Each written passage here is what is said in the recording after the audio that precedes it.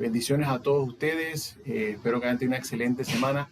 Hoy pues continuamos con una serie que empezamos hace 2 semanas atrás, que hemos llamado Somos su Iglesia. En la primera semana, Carlitos inició la serie compartiendo que la iglesia somos cada uno de nosotros.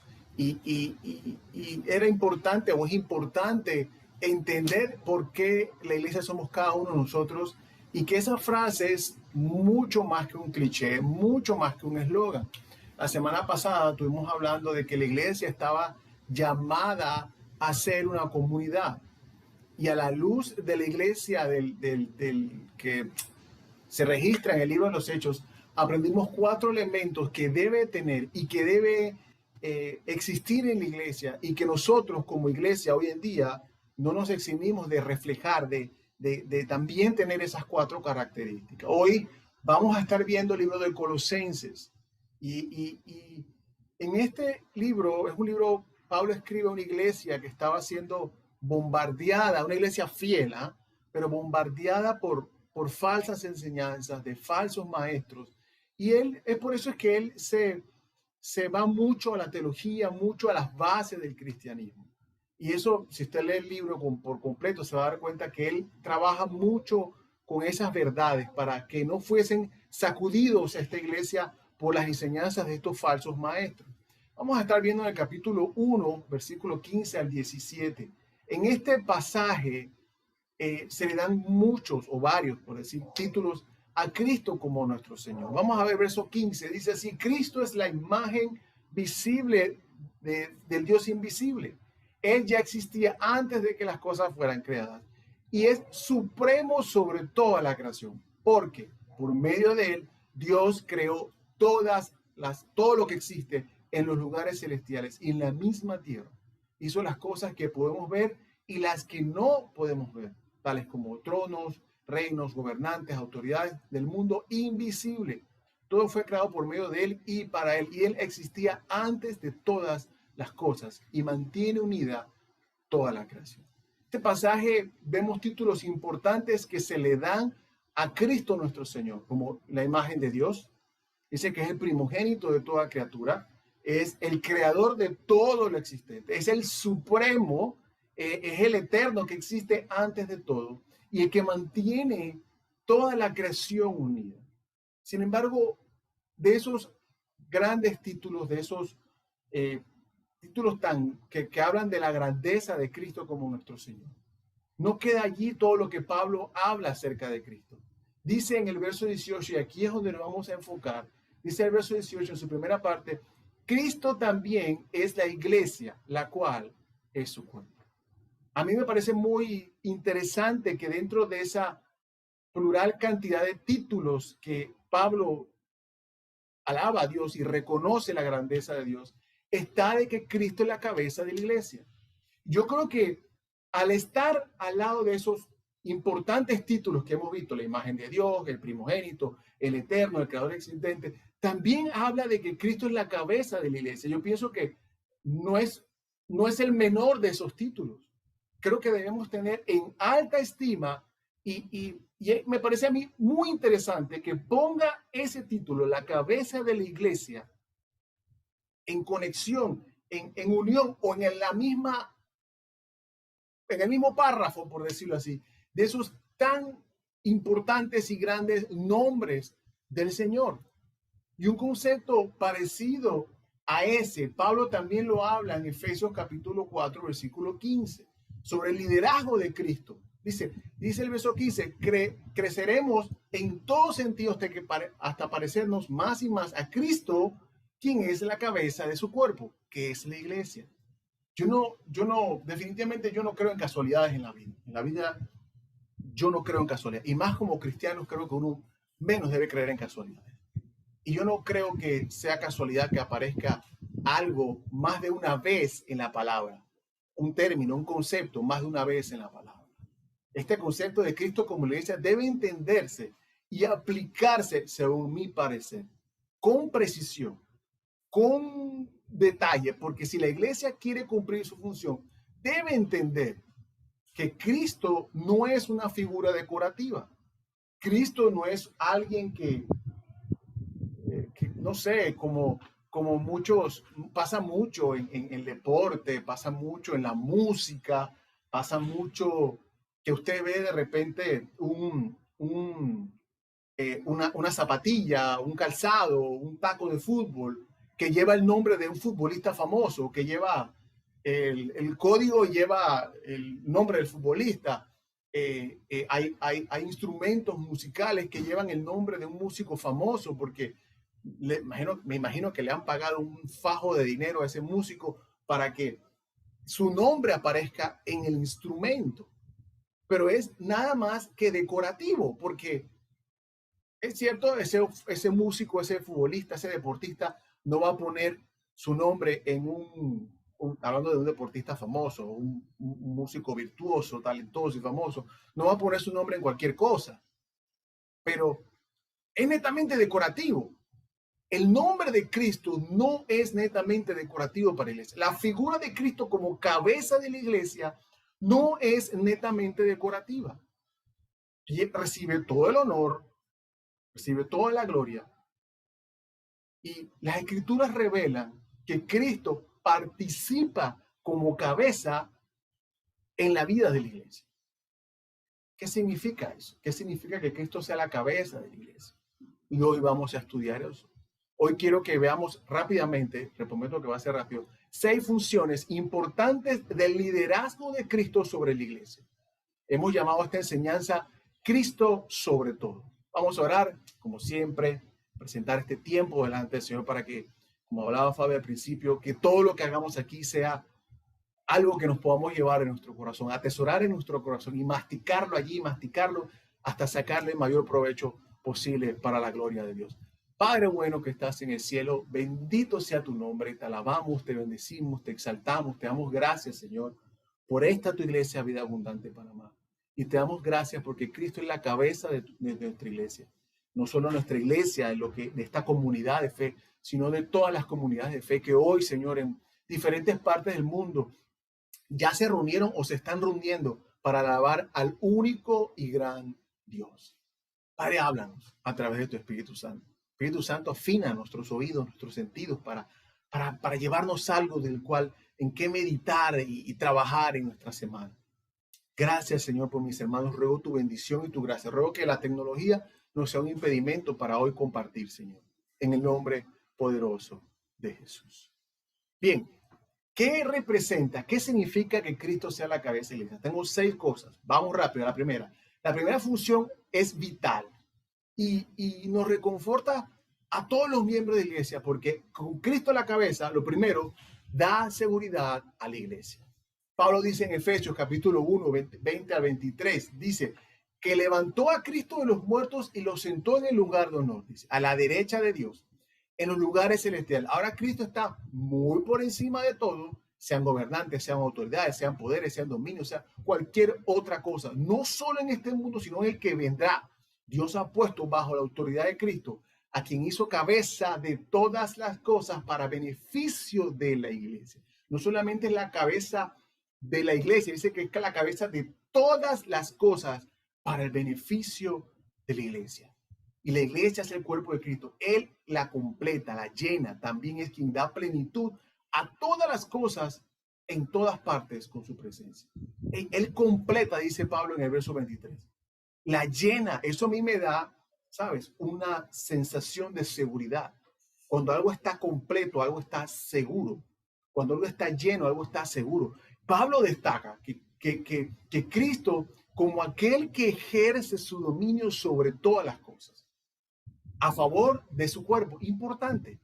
No solamente es que ejerce sobre todas las cosas su dominio, sino que también lo hace a favor de la iglesia. Y debemos estar conscientes de eso, siempre presentes de esto. Y esto implica que nada puede anteponerse o interponerse en el camino del crecimiento y el desarrollo de la iglesia. ¿Podrá gente levantarse? Sí, pero nada al final podrá detener la iglesia. ¿Cuántos años tiene la iglesia de existir? Y mucha gente se ha levantado a perseguirla y no ha podido detenerla. El Señor Jesús asegura que su iglesia se va a desarrollar. exactamente de la manera que Él quiere que se desarrolle. Y nada podrá oponerse a ello, nada podrá destruir ese propósito, nada. Jesucristo mismo dijo en Mateo 16, 18, dice que sobre esta roca, sobre su roca, yo voy a edificar a la iglesia, a mi iglesia, dijo Él, y las puertas del infierno no van a prevalecer contra Él. Esto debe ser alentador para nosotros, debe ser como nosotros, parte de su cuerpo, en tener una cabeza que tiene todo el poder, toda la autoridad y todo el dominio sobre toda cosa existente. Y cuando Cristo deja a sus discípulos, les da una gran comisión que a nosotros también nos las daban. Y usted la conoce, Mateo 28, 18 y 19. Dice, se me ha dado autoridad, es Cristo hablando, se me ha dado la autoridad en el cielo y en la tierra. No es que se me va a dar, no, ya la tengo en el cielo y en la tierra. Por lo tanto, vayan y hagan discípulos a todos lados, a todas naciones. Hay algo importante aquí. Yo creo que lo importante no es solo ver lo que representa a Cristo como la cabeza de la iglesia. ¿Okay? Hay que también entender que, y eso es lo que quiero que también veamos aquí, que tenemos una responsabilidad. Dado que Cristo tiene a su disposición todo el poder y toda la autoridad en beneficio de la iglesia y que quiere protegerla y que quiere darle seguridad, tú y yo también tenemos que entender que tenemos una responsabilidad bajo la autoridad de Cristo, porque su figura como cabeza nos garantiza la seguridad de la iglesia. Así que eso representa que tú y yo debemos trabajar, tú y yo debemos caminar, tú y yo debemos avanzar sin temor. ¿Qué es lo número 2? Perdón. Cristo como iglesia, Cristo como cabeza de la iglesia. ¿Qué representa? Número 2, asegura la salvación de la iglesia. Cristo como la cabeza, pues interviene y representa a todo su pueblo. Y como Cristo es la cabeza de la iglesia, asimismo, Adán fue la cabeza de toda la humanidad. Y Dios hizo un pacto con él. Usted lo puede ver, creo que es Génesis capítulo 2. No recuerdo el versículo, se lo debo. Génesis capítulo 2, Dios hace un pacto con Adán. Sin embargo, este pacto expira cuando Adán peca. Y obviamente trae o abre la puerta para el pecado y la condenación y la maldición que tiene el pecado suscrita por lo que es, ¿no? Ahora, Dios instituyó otro pacto, el pacto de la gracia. Y ese pacto no está representado por Adán, sino está representado por Cristo. Así que, por ese mismo principio de representación, que antes estábamos condenados a muerte, ahora somos traídos a la vida por medio de Cristo. Y esto es lo que Pablo se refiere en Primera de Corintios, capítulo 15, versículo 22. Dice, así como todos mueren porque todos pertenecemos a Adán, todos los que pertenecen a Cristo recibirán vida nueva. Tú tienes vida nueva, mi hermano y mi hermana. Mi amigo, tú tienes vida nueva en Cristo. Si tú le dejas entrar a Cristo a tu corazón, tú tienes vida nueva. Hay otra designación también que habla sobre eso. Y lo dice el autor del libro de Hebreos, en el capítulo 2, versículo 10. Él llama a Cristo como el líder perfecto de nuestra salvación. Dice que Dios, para quien y por medio de quien todo fue hecho, eligió llevar a muchos hijos a la gloria. Convenía a Dios que mediante el sufrimiento hiciera a Jesús, el líder perfecto, apto para llevarlos a la salvación. El pacto anterior que falló y que por culpa del hombre y que abrió la puerta a la condenación del pecado, hoy en día es anulado por la obra y el pacto a través de Cristo. Somos llevados a la salvación. Cristo murió por nosotros y resucitó entre los muertos y ascendió al cielo y se convierte en el líder perfecto, la guía, la cabeza de la iglesia que conduce en el camino a la iglesia. Es como un capitán. Nosotros debemos tomar el camino que él tomó y resucitar, y en un momento moraremos con Cristo en el cielo. Nuevamente, tenemos una responsabilidad. Él hizo el trabajo, es la cabeza, pero tú y yo tenemos una responsabilidad. Tú y yo tenemos una responsabilidad de hacer lo que tengamos que hacer y vivir acorde al pacto nuevo que Dios nos dio a través de eso. ¿Qué es lo tercero? Cristo como cabeza de la iglesia, ¿qué garantiza? Bueno, ejerce autoridad sobre la iglesia. Como la cabeza, tiene todo el derecho a gobernar. Pero tiene todo el derecho y tiene toda la autoridad para gobernar. Pero ahí está la cosa. Espera de nosotros sumisión. Que vivamos sometidos a la autoridad de Cristo. En Efesios, Pablo habla sobre la sumisión de la iglesia a Cristo. Y eso significa que como iglesia, como comunidad de fe, Dios espera que nos sometamos a la autoridad de Cristo. Como director de la iglesia, como cabeza, Dios emite órdenes, emite instrucciones a través de su palabra y espera de nosotros el cumplimiento, colectivamente e individualmente. Yo soy de los que creo firmemente que lo que ocurre en la iglesia es el reflejo, no solo de la cabeza, por supuesto, claro que sí, pero es el reflejo de lo que ocurre también en la vida de cada uno de nosotros. La sumisión a la autoridad de Cristo resulta en una alabanza, en una recompensa para Él, para Dios. Y eso lo podemos ver en los mensajes que Juan escribe, inspirado por el Espíritu Santo, a las 7 iglesias en Apocalipsis 2. Algunas iglesias, el mensaje de parte de Dios fue un mensaje de elogio, de reconocimiento. En otros mensajes fue un mensaje duro para la iglesia. Pero la respuesta, o más que todo, la línea de ese mensaje, habla mucho de la sumisión que cada iglesia tuvo a la autoridad de Cristo. Mucho cuidado, iglesia. Mucho cuidado, familia. Sometámonos a la autoridad de Cristo. Obviamente la responsabilidad cae sobre el pastor.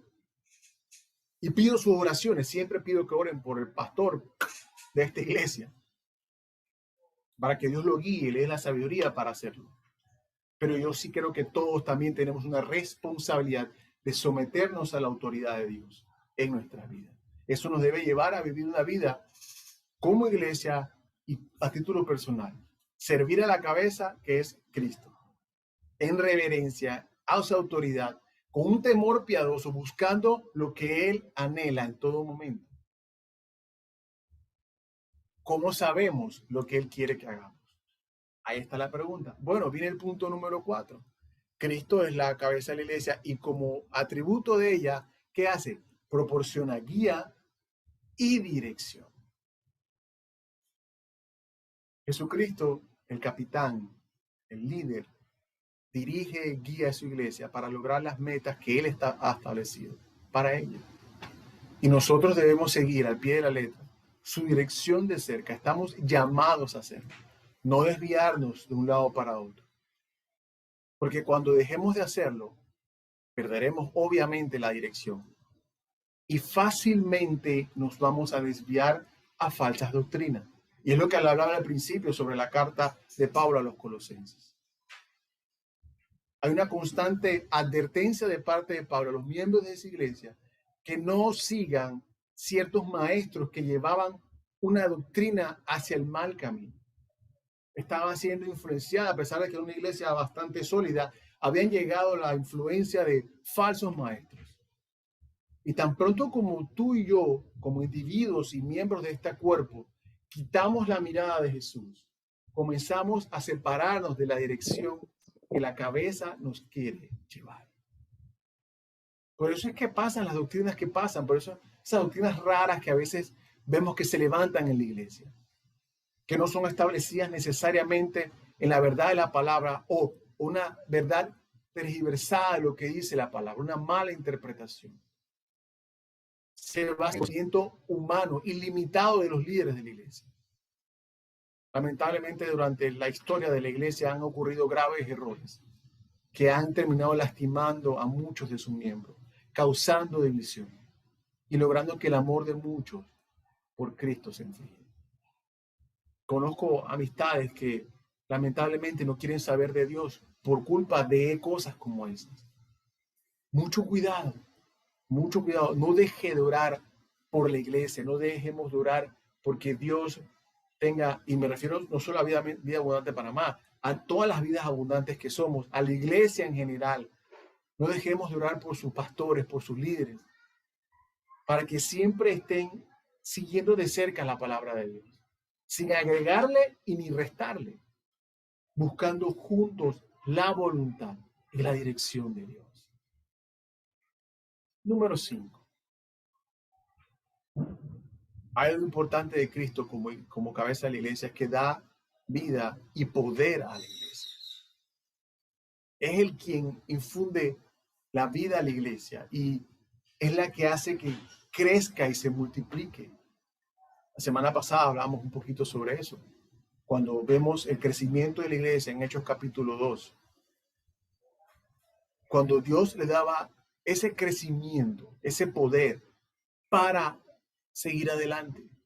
Dios usó y usa instrumentos, personas que son instrumentos para el crecimiento. Dios te puede utilizar a ti, puede utilizar a mí para el crecimiento de la iglesia. Y debería utilizarnos, debemos nosotros ponernos a disposición de Dios para que nos utilice.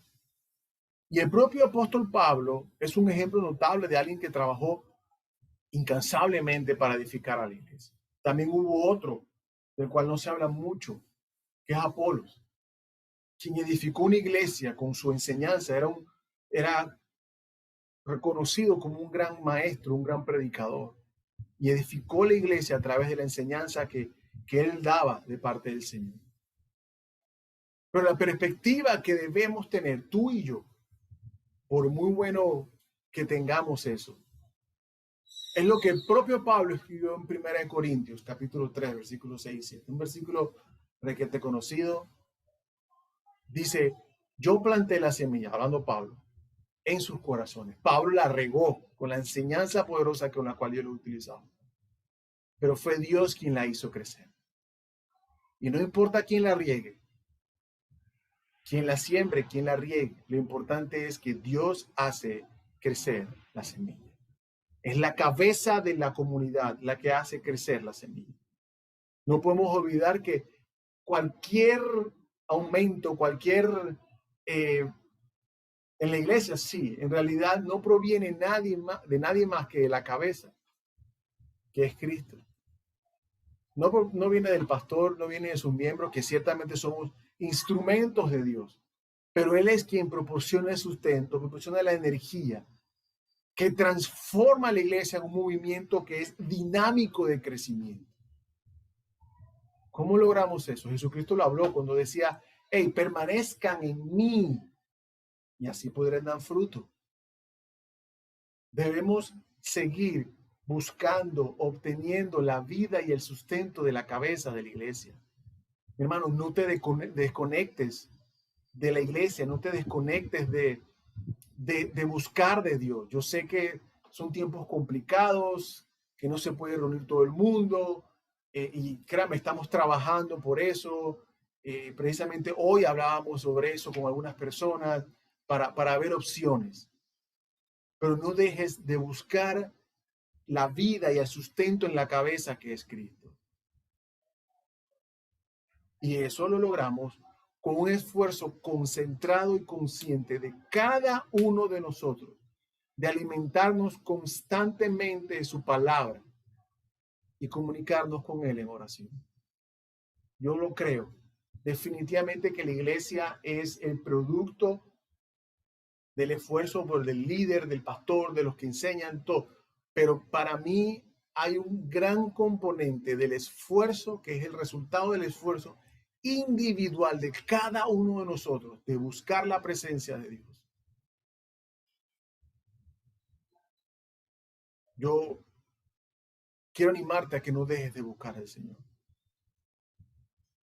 La Biblia habla en el libro de Hechos, cómo ellos oraban por valentía. Hechos capítulo 4 habla de cómo la iglesia oraba para que Dios le diera valentía para seguir adelante. Que nuestra iglesia sea así. Oremos por valentía, por valor, para seguir haciendo lo que tenemos que hacer. Y número 6. ¿Qué otra cosa proporciona Cristo como cabeza del lugar, de la iglesia? Cristo proporciona los dones espirituales para edificar a la iglesia. Para que el cuerpo funcione, la iglesia funcione como un cuerpo, cada miembro tiene que desempeñar un papel. Si nuestro riñón comienza a fallar o nuestros riñones comienzan a fallar, créeme que todo el cuerpo se afecta. Si nuestro hígado comienza a fallar, todo nuestro cuerpo. Si no hace, y no hablamos de fallar necesariamente, pero si una parte de nuestro cuerpo no hace la función que tiene que hacer, nuestro cuerpo comienza a fallar. Y es curioso porque esto tiene mucha relevancia para mí sabiendo lo que tengo, que hay funciones de mi cuerpo que no están haciendo bien su trabajo. Y curiosamente, esas cosas que no funcionan bien, y no funcionan bien todo el tiempo, ¿ok? Afectan el resto de mi cuerpo increíblemente. Increíblemente. Y ahí, bueno, con todo esto he entendido un poquito más cómo funciona el cuerpo. Y cuando Pablo habla de que somos miembros de un cuerpo y cada miembro tiene una función, cobra una connotación muy grande, muy importante, porque entiendo de que hay cosas en mi cuerpo físico, Jesús Barde, que no están funcionando del todo bien y curiosamente pueden afectar un montón de otras cosas de mi cuerpo. Y esta es una verdad de la importancia de cada miembro de desempeñar su papel. Y Pablo lo manifiesta en Efesios capítulo 4, versículo 5. Dice que Él nos ha dado a cada uno de nosotros un don especial mediante la generosidad de Cristo. Ahí dice, nos ha dado a todos. Tú y yo tenemos un don. Sabes que por lo menos tienes uno. Por lo menos tienes uno. Porque si la Biblia dice que a todos nos ha dado un don especial, por lo menos tienes uno. O sea que no hay excusa alguna de decir, sabes que es que yo no tengo ningún don. Yo no soy bueno para nada. No. Cuando tú dices eso, cuando yo digo eso, estoy yendo en contra de lo que la palabra de Dios dice, que todos tenemos un don. Y no cualquiera, porque Pablo recalca que es un don especial. Ahora, recibir uno o recibir varios de esos dones pone una responsabilidad sobre ti y sobre mí. Pone sobre nosotros un compromiso de usarlos para bendecir a la iglesia. Te hago la pregunta, ¿eso que Dios te ha dado, lo estás usando para bendecir a tu iglesia? Si estamos destinados a funcionar como un cuerpo y cada miembro ha sido equipado para desempeñarse en un papel en ella, ¿qué pasa cuando la iglesia no funciona? Eso quiere decir que, como te contaba, hay cosas en mi cuerpo que de repente se apagan y afectan otras que sí están funcionando bien. ¿Qué pasa? ¿Estás tú funcionando bien? ¿Están tú con sus talentos trabajando al 100%? Tú estás llamado, yo estoy llamado a desempeñar un papel en la iglesia. Y si tú no lo haces, si yo no lo hago, nadie lo va a hacer. Porque el don que yo tengo, ese don maravilloso y especial que fue dado por Dios, que yo tengo, puede ser, bueno, sí, yo toco la batería, yo toco el bajo, y bueno, también Gabriel toca la batería, y Pocho toca el bajo, Diego, mi hijo, también toca la batería. Entonces, bueno, pero si yo no lo hago, lo hacen ellos. No. Hay cosas que yo aporto, o que Gabriel aporta, o que Pocho aporta, o si hablamos de de los que enseñan, o hablamos de los maestros de la escuela dominical. Estoy seguro que lo que aporta Rosy no es lo mismo que aporta Sara cuando enseña, o Aileen cuando enseña, o cuando, ¿cómo se llama? Carlitos enseña a los adolescentes, o enseña John. No, no es lo mismo. Cada uno tiene un don específico, sí, para enseñar, ok, sí, pero cada uno tiene una peculiaridad que le permite dar un pincelazo en la obra grande que es la vida abundante para amar, que ninguno de nosotros puede hacer. Así que tú no sobras aquí. Si quieres conocer de los múltiples dones que hay en la palabra de Dios, puedes buscarlos ahí, te pongo una lista donde lo puedes encontrar. Romanos 12, Efesios 4, ahí lo vimos hace un rato, 1 Corintios 12 y 1 de Pedro 4. Ahí están los dones, ahí están los dones. Hay por lo menos 19 diferentes dones que Cristo ha dado a la iglesia. No todos, yo creo, hay gente que piensa que todos aplican en la actualidad, hay unos que sí, otros piensan que no, pero no es nuestro propósito esta mañana estudiar los dones espirituales en detalle. Pero sí recalcar el agradecimiento que debemos vivir a Dios por tenerlos. Y sí recalcar la responsabilidad que tenemos de utilizarlos, porque son parte de un cuerpo y lo necesita el cuerpo. Créeme que te lo digo con todo el amor y con todo el conocimiento de causa. Cuando una cosa falla, puede fallar otro montón de cosas más. Te lo digo con conocimiento de causa. Si tú no pones tus dones al servicio de Dios, al servicio del cuerpo que Él es la cabeza, sin ellos no podremos servir y construir el reino. Debemos buscar fielmente, cultivarlos y usarlos. Entonces tendremos una satisfacción de ver los resultados lograrse. Y eso es lo que Pablo se refiere en Efesios capítulo 4, versículo 3. Y lo voy a leer rapidito, ya estoy terminando.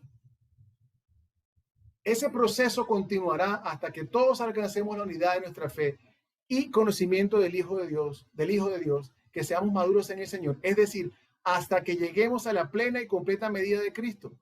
Entonces ya no seremos inmaduros como niños. No seremos arrastrados de un lado para el otro, ni empujados por cualquier corriente de nuevas enseñanzas. ¿Viste que tu don es importante para que la iglesia no sea arrastrada? No nos dejaremos llevar por personas que intenten engañarnos con mentiras tan hábiles que parezcan verdad. ¿Viste que tu don es tan importante? Dice el verso 14 que no seremos inmaduros. ¿Viste que tu don es tan importante? Dice el verso 13, llegaremos a la plena y completa medida de Cristo. ¿Ves que tu don es sumamente importante? Voy al 15. En cambio, hablaremos la verdad con amor. ¿Ves que tu don es importante? Y así creceremos. ¿Ves que tu don es importante? En todos sentidos, hasta parecernos más y más a Cristo. Tu don, mi don, es importante para que como iglesia, como individuos, nos parezcamos cada vez más a Cristo. Así que yo necesito ese don que tú tienes. Tú necesitas el que yo tengo. Y así sucesivamente, todos los que estamos conectados aquí. Estos versículos muestran que Cristo, en última instancia, quiere que seamos creyentes maduros, con ideas afines. Y la madurez que Cristo nos está llamando a buscar está marcada por dos cosas. Número uno, está marcada por la estabilidad. Si lo ves ahí, no seremos inmaduros, seremos completos. Eso genera seguridad. No nos vamos a dejar llevar por las cosas ni influenciar tan fácilmente. Nos permaneceremos, ¿qué? Firmes. Eso es sumamente importante. Y en segundo lugar, está marcada por un testimonio muy eficaz, el cual habla la verdad con amor. Eso tiene que ir junto, y eso lo ves en el verso 15 que acabamos de leer. Hay que hablar la verdad con amor. Tiene que caracterizarse de las dos cosas. Nuestro testimonio como iglesia y como individuos debe caracterizarse por dos cosas. La verdad con amor y el amor con verdad. ¿Por qué? Por tener amor sin verdad Vas a ser sacudido de un lado para otro, porque no tienes la verdad, no tienes una seguridad, no estás establecido. Sí, tienes mucho amor, pero no tienes la verdad. Así que nos zarandean para todos lados. Por otro lado, tener la verdad, pero sin amor, ¿que en qué va a resultar? En juicio. Vamos para encima, con el palo para encima para darle. Lo cual nos va a alejar de la verdad.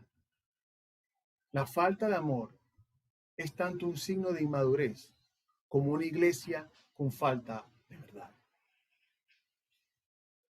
Familia, quiero terminar con esto. Tú y yo no sobramos en el cuerpo de Cristo. Tu presencia es importante. Aunque sea virtual, familia, tu presencia es importante. Créeme que no verte en esa pantalla, en ese montón de cuadritos, eso es importante. Que estés allí, que podamos pasar tiempo juntos, no aislarnos, no aislarnos, funcionar como un cuerpo, saber de que hay otra parte del cuerpo que necesita de los dones y talentos que Él me ha otorgado, porque son tan útiles en esta comunidad, porque si no lo haces, otra parte no va a poder funcionar bien. Familia, aquí nadie sobra. Nadie. ¿Te sumas? Cristo como nuestra cabeza garantiza la seguridad, también garantiza la salvación de la iglesia. Como nuestra cabeza ejerce autoridad y proporciona guía y dirección.